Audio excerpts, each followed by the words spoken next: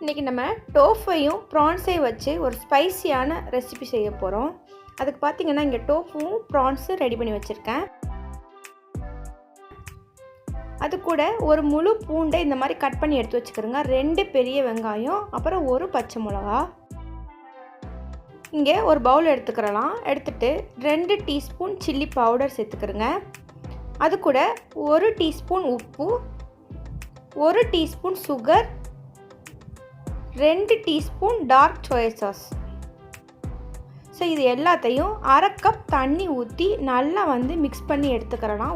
உப்பு சுகர் எல்லாம் கலக்கிற மாதிரி நல்லா கலந்து எடுத்துக்கிறலாம். இதுதான் நம்ம இப்போ செய்ய போகிற ரெசிபிக்கு மசாலா. இப்போ நம்ம எல்லா இன்க்ரீடியன்ஸும் ரெடி பண்ணியாச்சு. பாருங்கள், டோஃபுவை இந்த மாதிரி கட் பண்ணி எடுத்துக்கிறலாம். ஸோ இப்போ நம்ம சமைக்க ஆரம்பிச்சிடலாம். ஒரு கடாயை சூடு பண்ணி 4லேருந்து 5 டீஸ்பூன் ஆயில் சேர்த்துக்கிறலாம். ஆயில் சேர்த்துட்டு நம்ம கட் பண்ணி எடுத்து வச்சுருக்க டோஃபுவை பொரிச்சு எடுத்துக்கிறலாம். இப்போது எண்ணெய் நல்லா சூடாயிடுச்சு. இப்போ டோஃபு இதில் ஆட் பண்ணிக்கிறலாம். டோஃபு அப்படிங்கிறது என்னென்னு பார்த்தீங்கன்னா, சோயாபீன் இருக்குல்ல, அதை அரைச்சி அதிலேருந்து பால் எடுத்து அதில் செய்கிறது தான் டோஃபு. டோஃபில் அதிகமான ப்ரோட்டீன் இருக்குது. ஸோ உடம்புக்கு நிறைய பெனிஃபிட்ஸ் இருக்குது. இது சேம் டைம் பார்த்திங்கன்னா ஒரு சிலருக்கு இது அலர்ஜின்னு கூட சொல்கிறாங்க. ஸோ அப்படி இருக்கிறவங்க அவாய்ட் பண்ணிக்கிறலாம். அப்படி இல்லாதவங்க கண்டிப்பாக இதை எடுத்துக்கிறலாம். ரொம்ப நல்லது உடம்புக்கு. இப்போ இந்த மாதிரி பார்த்திங்கன்னா ஒவ்வொரு சைடும் ஒவ்வொரு நிமிஷம் லோ ஃப்ளேமில் வச்சு நம்ம பொரிச்சு எடுத்துக்கலாம். ரொம்ப நேரம் வேக வைக்கணும்னு அவசியம் கிடையாது. இந்த மாதிரி லோ ஃப்ளேமில் வச்சுட்டு பொரிச்சு எடுத்துக்கிறலாம். இப்போ பாருங்கள், டோஃபு இந்த அளவு பொரிஞ்சால் போதும். நான் இதை எடுத்துடுறேன். எடுத்துட்டு இதே ஆயிலையே நம்ம ப்ரான்ஸையும் பொரிச்சு எடுத்துக்கிறலாம். அதுவுமே சரி, ஆஃப் குக் ஆனால் போதும். இப்போ டோஃபு எடுத்தாச்சு. இப்போது ப்ரான்ஸில் உப்பு மிளகுத்தூள் இது 2ஐயும் சேர்த்து கலந்து விட்டு பொரிச்சு எடுத்துக்கலாம். சும்மா பொரிக்கிறதா இருந்தாலும் நீங்கள் பொரிச்சு எடுத்துக்கிறங்க, அது உங்கள் விருப்பம். ஸோ இந்த மாதிரி நம்ம பொரிக்கும்போது ப்ரான்ஸோட ஃப்ளேவர் நல்லாயிருக்கும். ஸோ அதுக்காக தான் நான் உப்பும் மிளகுத்தூளும் போட்டு நான் பொரிச்சு எடுத்துக்கிறேன். இப்போ ப்ரான்ஸ் பொரிஞ்சிட்ருக்கு. ப்ரான்ஸ் பொரிக்கும்போது உப்பும் மிளகும் போட்டு பொரிச்சிங்கன்னா நல்ல ஃப்ளேவராக இருக்கும். நீங்கள் இது இப்படியே கூட சாப்பிட்லாம். நம்ம இப்போ இதை ஆஃப் குக் பண்ணி தான் எடுக்க போகிறோம். ஒரு 2 நிமிஷம் லோ ஃப்ளேமில் பொரிச்சா போதும். இந்த மாதிரி திருப்பி விட்டு பொரிச்சுக்கிறலாம். ஸோ ப்ரான்ஸில் உள்ள தண்ணியெல்லாம் அந்த எண்ணெயில் விட்டு நமக்கு நல்லா சுருண்டு வரணும். அப்போ ப்ரான்ஸை வெளியே எடுத்துடலாம். இப்போ பாருங்கள், இந்த மாதிரி வந்துட்டுருக்கு. ஸோ இன்னும் கொஞ்சம் நேரம் இதை நம்ம பொரிச்சு எடுக்கணும். இந்த கிரேவி பார்த்திங்கன்னா ரைஸ் அப்புறம் சப்பாத்தி அந்த மாதிரி சாப்பிடும்போது நல்ல காம்பினேஷனாக இருக்கும். இப்போ ப்ரான்ஸ் நல்லா பொரிஞ்சிடுச்சு. இதை நம்ம வெளியில் எடுத்துடலாம். பார்த்தாலே தெரியும் உங்களுக்கு, அந்த தண்ணியெல்லாம் விட்டு நல்லா பொரிஞ்சு இந்த மாதிரி வந்துடுச்சு. இந்த மாதிரி செய்யும்போது தான் உங்களுக்கு ப்ரான்ஸில் ஸ்மெல் இருக்காது, நல்ல ஃப்ளேவராக இருக்கும். இப்போ ப்ரான்ஸ் டோஃபு 2 ரெடியாக இருக்குது. இப்போ நம்ம ஏற்கனவே ப்ரான்ஸ் டோஃபு பொரிச்சோம்ல, அதே கடாயிலேயே இந்த மசாலா ரெடி பண்ண ஆரம்பிச்சிடலாம். இப்போது இது கூட இன்னும் 1 டீஸ்பூன் ஆயில் சேர்த்துக்கிறலாம். நம்ம மசாலா வெங்காயம் வதங்கிறதுக்கு எண்ணெய் வேணும். இப்போது அந்த எண்ணெய் சூடாயிருச்சு. இப்போ பூண்டு நறுக்கி வச்சுருக்கோம்ல, அதை ஃபஸ்ட்டு சேர்த்துடலாம். பூண்டு சேர்த்து நல்லா லோ ஃப்ளேமில் ஒரு நிமிஷம் நல்லா வதக்கி விடுங்க. வதக்கி விட்டுட்டு இப்போது கட் பண்ணி எடுத்து வச்சுருக்க பச்சை மிளகாயை சேர்த்துக்கிறலாம். ஸோ பூண்டோட ஃப்ளேவரும் பச்சை மிளகாயோட ஃப்ளேவரும் சேர்ந்து பயங்கர ஸ்மெல்லாக இருக்குது. எனக்கு இந்த ஸ்மெல் ரொம்ப பிடிக்கும்.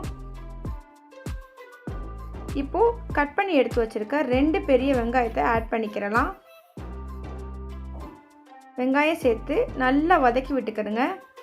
இப்போ நம்ம இதில் உப்பு சேர்க்க போகிறதில்ல. நம்ம ஏற்கனவே மசாலா ரெடி பண்ணி வச்சுருக்கோம்ல, அதில் உப்பு சேர்த்துட்டோம். ஸோ அந்த உப்பே போதும். பத்தலைன்னா நம்ம அப்புறமா போட்டுக்கிறலாம்.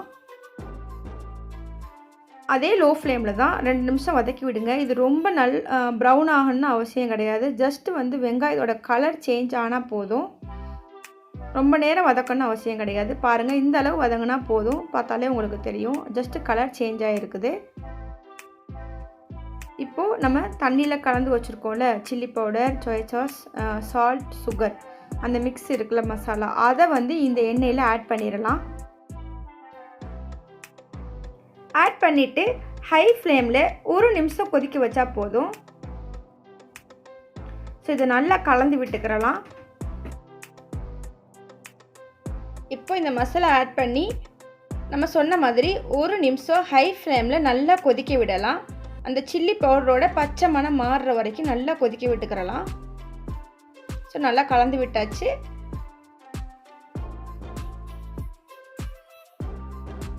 பார்த்திங்கன்னா இந்த டோஃபு ப்ரான்ஸ் மசாலா நம்ம ரைஸ், அப்புறம் சப்பாத்தி, ஆப்பம், ஸோ எல்லாத்துக்குமே நல்ல காம்பினேஷனாக இருக்கும். இப்போ நல்லா கொதிச்சிருச்சு பாருங்கள். இந்த டைம் வந்துட்டு நம்ம பொரிச்சு எடுத்து வச்சுருக்க டோஃபு அண்ட் ப்ரான்ஸ் இது ரெண்டையுமே ஆட் பண்ணிக்கிறலாம். ஆட் பண்ணி நல்லா மிக்ஸ் பண்ணி விட்டுக்கிறலாம். நம்ம ஆல்ரெடி வந்து ஹாஃப் குக் பண்ணி தான் இதை எடுத்து வச்சுருக்கோம். ஸோ இந்த மசாலாவில் திருப்பி ஒரு 5 மினிட்ஸ் வந்து நம்ம வந்துட்டு வேக வைக்கணும். ப்ளஸ் இதில் இருக்கிற அந்த தண்ணியெல்லாம் நல்லா வத்திரணும், அது நல்லா அப்சர்வ் பண்ணிக்கிறணும். டோஃபு ப்ரான்ஸும் நல்லா வந்துட்டு உறிஞ்சி பார்த்திங்கன்னா நல்லா ட்ரை ஆகணும் இந்த மசாலா. ஸோ நல்லா மிக்ஸ் பண்ணி விட்டுக்கிறங்க. உங்களுக்கு வந்துட்டு ஒரு லிட்டு போட்டு கவர் பண்ணி வேக வைக்கிறதுனால நீங்கள் வேக வச்சு எடுத்துக்கிறலாம். இப்போ பாருங்கள் நல்லா நம்ம ஈக்குவலாக கலந்து விட்டாச்சு. மசாலா எல்லாம் நல்லா ஒட்டிக்கிடுச்சு. நம்ம 5 மினிட்ஸ் கழித்து பார்க்கலாம் இது எப்படி வந்திருக்குன்னு. ஸோ இடையில லைட்டாக மிக்ஸ் பண்ணி விட்டுக்கிறேங்க. நான் இப்போ எனக்கு உப்பு கொஞ்சம் கம்மியாக இருந்த மாதிரி இருந்தது, நான் கொஞ்சமாக உப்பு சேர்த்துக்கிறேன். ஸோ நான்ஸ்டிக்னால நமக்கு ஒட்டாது. அப்படி நீங்கள் வேறு ஏதாவது பேனில் பண்ணுறீங்கன்னா கொஞ்சம் நேரத்துக்கு ஒருக்கா இந்த மாதிரி மிக்ஸ் பண்ணி விட்டுக்கிறேங்க, இல்லைன்னா அடி பிடிச்சிரும்.